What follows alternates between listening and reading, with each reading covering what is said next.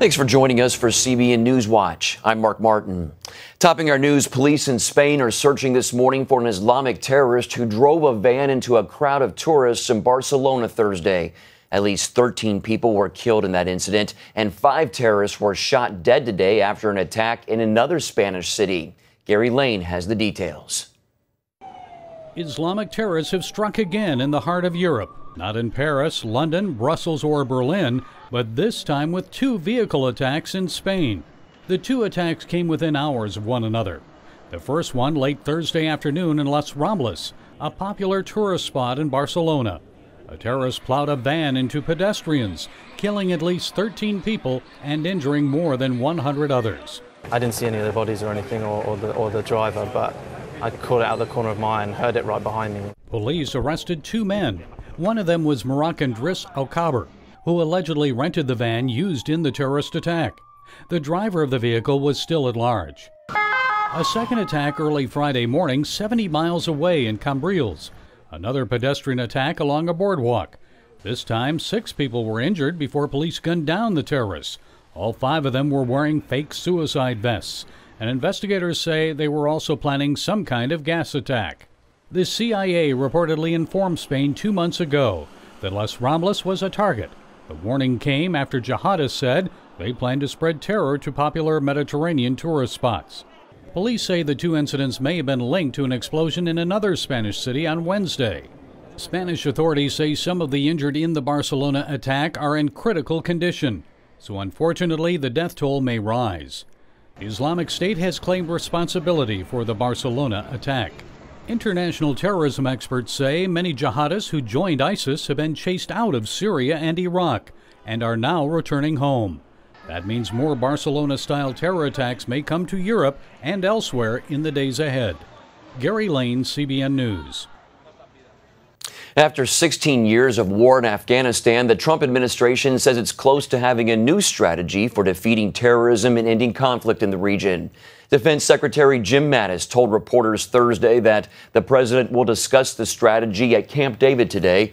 Months ago, the Pentagon settled on a plan to send nearly 4,000 more troops to Afghanistan, but there is heated debate about whether that's a good idea. Rescue workers in Sierra Leone are racing against the clock as coming rainfall could bring another natural disaster. A deadly mudslide hit the nation's capital Monday, killing at least 400 people. Recovery workers continue to search through mud and debris as close to 600 people remain missing. Thousands of others have lost their homes. Rescue workers say they still hope to find survivors, but that the, quote, chances are getting smaller every day. Are Confederate statues about to disappear from American cities? The president is tweeting about it, and many communities are debating the issue, stoked by fears over what happened in Charlottesville. Heather Sells has the details on the conversation in Richmond, Virginia. The city of Richmond, Virginia could be considered ground zero in the national debate over Confederate statues. It's the former home, the capital of the Confederacy, and it also has 5 Confederate statues, all of which are lined up here on the famous Monument Avenue. There was a desire to create and to make it a modern city, modeled on some European versions. They wanted a grand boulevard. Christy Coleman heads the American Civil War Museum here and co-chairs the city commission to figure out what to do with Richmond's Confederate statues. Coleman says real estate developers created Monument Avenue in the late 1800s. Over the objections of black city council members, they erected a statue of General Robert E. Lee, hoping to lure new residents. In the process, she says, they reasserted white supremacy. Eventually, the city erected 5 Confederate statues, and the neighborhood boomed. Flash forward to 2017, and a new African-American mayor. Not only are those statues offensive to me, they're offensive to a number of people. Mayor Stoney took a fresh step and created the commission. Its charge: add context and historical balance to the statues. Now, after Charlottesville, he's adjusted course. We're going to expand the conversation and put removal on the table. After what happened in Charlottesville, the winds changed about how long are we going to deal with these images in our society that regardless of what they initially or originally were intended to do, have become symbols of divisiveness, hatred, and white supremacy. What are we going to do with those? There's no easy answer, and many here are wrestling with that. This is not a monument you're going to move into a museum. It's gigantic. Theoretically, it's possible, but I think it needs to be reframed in some way. Others, like lifelong Richmonder Pam Patram, simply want the statues to go away. This is not my history. This is part of something that conquered and divide us. So I'm not a fan of the statues at all. Debbie Killebrew is a fan, and she's worried. If they start tearing it down, what's next? On Thursday, the president tweeted his fears that the U.S. will lose its Confederate statues. On Monument Avenue, many locals and tourists rushed to take pictures, wondering what might happen. Ultimately, Mayor Stoney and the City Council will accept Commission recommendations and make a decision. For now, Christy Coleman is urging calm. What is absolutely needed is reflection. We need to breathe for a moment. We need to reflect. And we need to find spaces where we can come to reasoned conclusions about all of this, because none of it is easy. Reporting in Richmond, Heather Sells, CBN News. Coming up, Christianity is making a comeback in Hungary, but not everyone is thrilled with this new development. CBN News has an exclusive report next. Welcome back to CBN NewsWatch. It's enough to make a lot of Americans jealous. A nation that has rediscovered its Christian roots has closed its borders to illegal migrants and has rewritten its constitution to protect the family and the unborn. But as Dale Hurd reports from Budapest, European leaders are not happy about this renaissance of Christianity. In a time when most of Europe is in the grips of atheism, there is a nation where Christianity seems to not only be holding its own, but some say is thriving. Imagine a government that is unabashedly Christian, that thinks Christian values are worth defending, that wants to protect and even nourish the family. Welcome to Hungary. Hungary's constitution is explicitly Christian. It says that marriage is between one man and one woman, and that life begins at conception. It even includes the phrase, God bless the Hungarians. Hungary's faith church, with 300 branches, is one of the largest Pentecostal churches in Europe, with 70,000 attenders. And the Hungarian government has taken on the role of protecting Christianity. It's even set up an office to help persecuted Christians worldwide.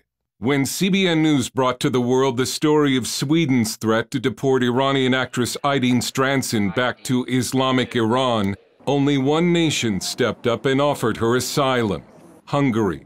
The Hungarian government says taking in persecuted Christians is our moral and constitutional duty. Hungary wants to protect the European values, the European Christian and Jewish values.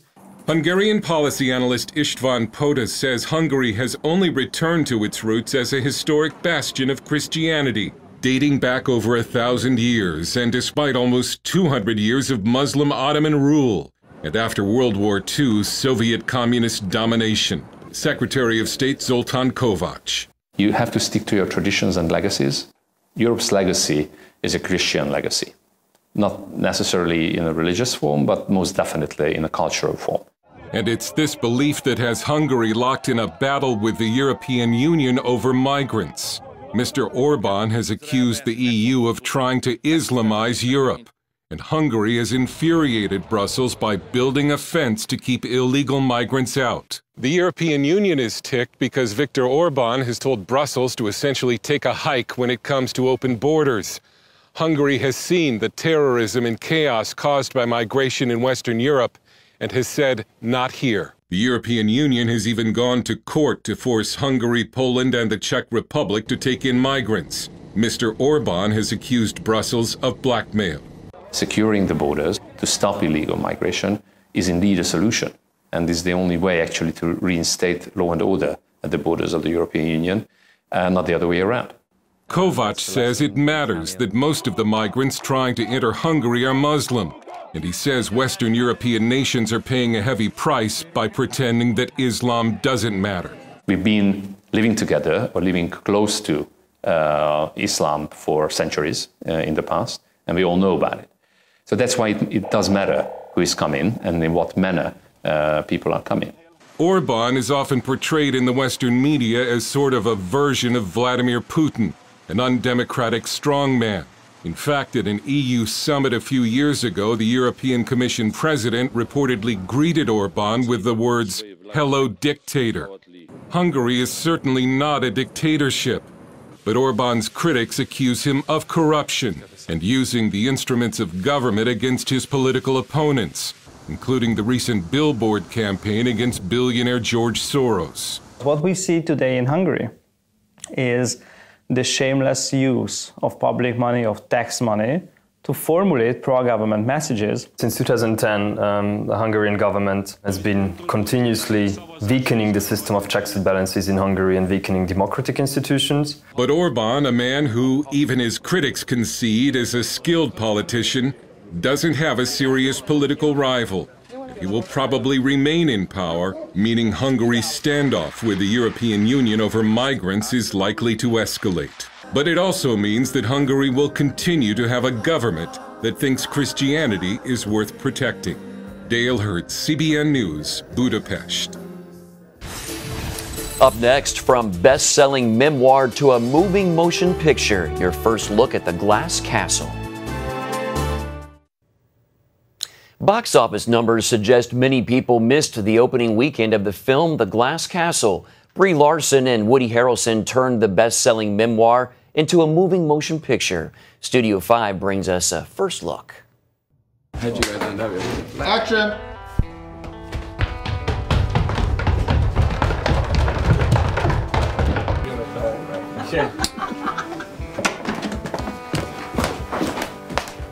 The Glass Castle is a memoir about my childhood. It's about my family and these incredibly complicated parents who I had that, from a distance at least, looked like impoverished, homeless people. Some people would call them a little bit crazy, but there was so much more than that. Oh, your dad said he saw you pass by in a cab the other night. Acted like we weren't even there. You shouldn't be ashamed of us just because we choose a different lifestyle than you. Being homeless in New York City does not count as a lifestyle choice. When did you lose your sense of adventure? I have a little bit of money now. I can help you if you want. We're fine. You're the one who needs help. Look at you. Your values are all confused. It is a film about family and about learning that everybody is trying to love you as best as they can. But sometimes as kids, we misinterpret that love because it's not the same that we need. Swanky, but I don't see one of your mama's paintings. What are you doing here? Just networking with all these fantastic people. Every time someone leaves, you act like a child. What's that supposed to mean? It's not a surprise, Dad. Look around. This ain't you. You ain't like those pawns, and you know it. Don't turn this on me. You're a waltz. You were born to change the world, not just add to the noise.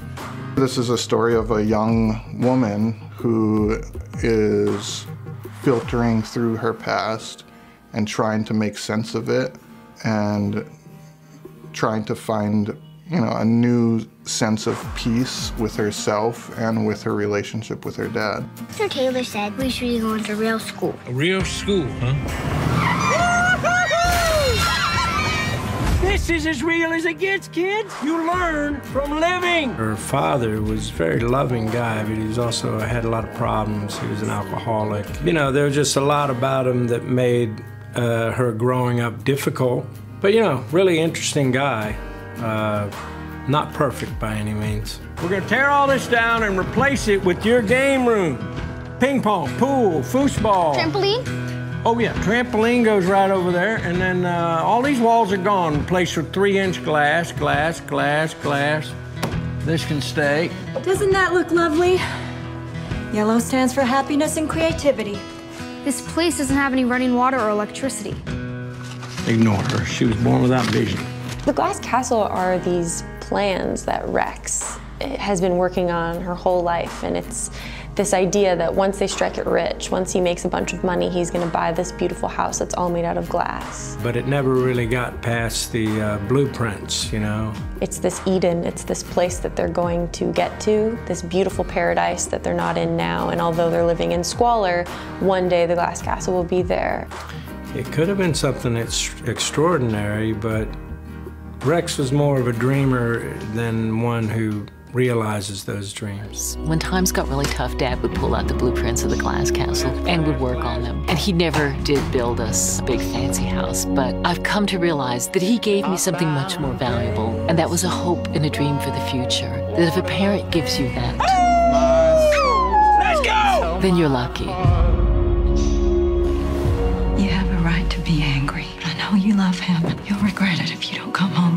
One of the many blessings of having told my story is that people not only get it, they sometimes get it even more than I do. And there are so many people out there with stories that, if not identical to mine, at least enough that they can relate to. For some reason, a lot of people seem to relate to it, and I was no exception. Well, the weekend is almost here, so let's turn now to Plugged In Online, the entertainment review department at Focus on the Family. This week, the team reviews The Glass Castle.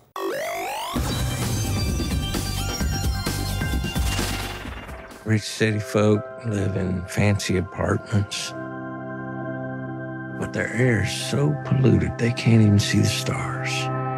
The movie The Glass Castle chronicles Jeanette Wall's unconventional and nearly destitute childhood. She and her 3 siblings were tugged and pulled around the country by her dysfunctional dreamer dad, Rex. This is as real as it gets, kids. You learn from living. It's not that the nomadic Rex and his long-suffering wife don't love their kids. They do.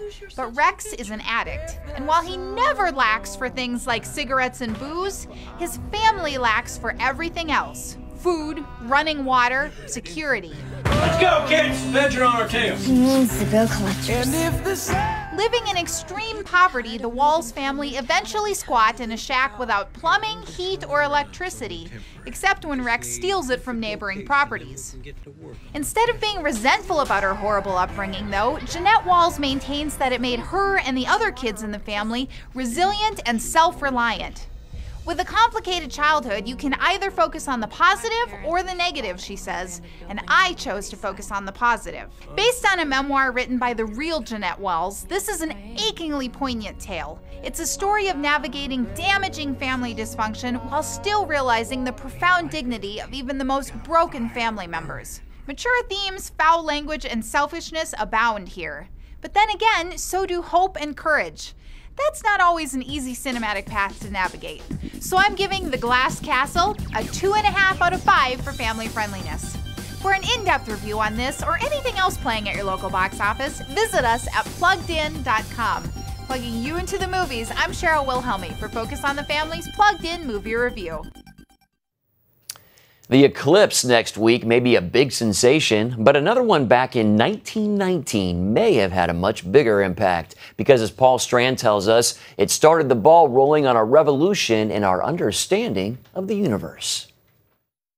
As we get ready for the August 21st total solar eclipse, it's time to note a similar eclipse brought Albert Einstein his worldwide fame, and some would say brought proof of a creator. Einstein came up with his theory of general relativity way back in the start of the 1900s.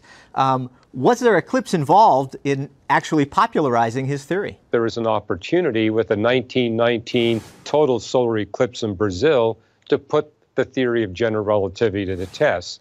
Because what was unique about that theory of general relativity, it predicted that the gravity of the sun would bend the light of stars, and indeed they were able to confirm that the starlight was bent by the amount that the theory of general relativity predicted. And so that was an amazing confirmation, and that got picked up by newspapers around the world, and suddenly Albert Einstein became a household name, and his theory of general relativity became established in the minds of physicists and astronomers. And what was significant about that, it's that theory of general relativity that predicts there's a beginning to the universe. Until Albert Einstein's theory came along, astronomers and physicists thought the universe was infinitely old. The theory of general relativity now said, no, it's finite in time. It has a beginning, which implies there must be a beginner that was responsible for bringing the universe into existence. So people began to accept this then, his theory, and I was going to ask you what the philosophical implications of this were. That space and time were created. Space and time have a beginning, which means there must be an agent beyond space and time that created our universe of matter, energy, space, and time. Did it show anything about the God of the Bible as compared to the other gods that people in different places of the world believed in? I wasn't raised in a Christian home, but when I was studying the different religions of the world, what I noticed is that the non-biblical religions teach that God, our gods, create within space and time that eternally exists. But the biblical God, the universe doesn't exist until space and time exists. He creates space and time. And so as a young man, I recognized that thanks to the space-time theorems, it's the God of the Bible that created the universe, not the gods of the other religions of the world. Today, general relativity ranks as the most exhaustively tested and best proven principle in all of physics. I mean, there's nothing we're more confident of than the reliability of the theory of general relativity, which means that likewise, we have confidence that there must be a God beyond space and time that created our universe. And that's how an eclipse brought Einstein global fame and more legitimacy to the idea this universe had a beginning. And maybe someone to begin it? Paul Strand, CBN News, reporting from Herndon, Virginia. And that's it for now on CBN NewsWatch. Hope you'll join us next time. Have a great day.